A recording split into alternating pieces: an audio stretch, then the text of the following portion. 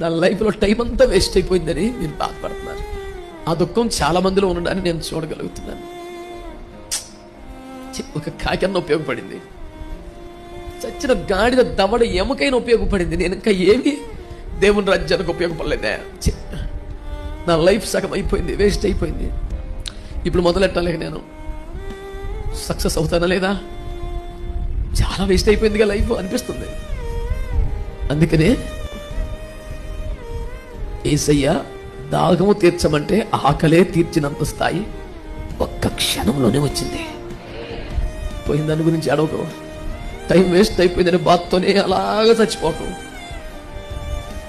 ఈ ఒక్క రాత్రి అయిన కాళ్ళు పట్టుకున్నా తెల్లారేసరికి నేను ఆయన తృప్తిపరచగలుగుతాను అని ఆశ మీకు వస్తే, ఆశ గల ప్రాణమును ఆయన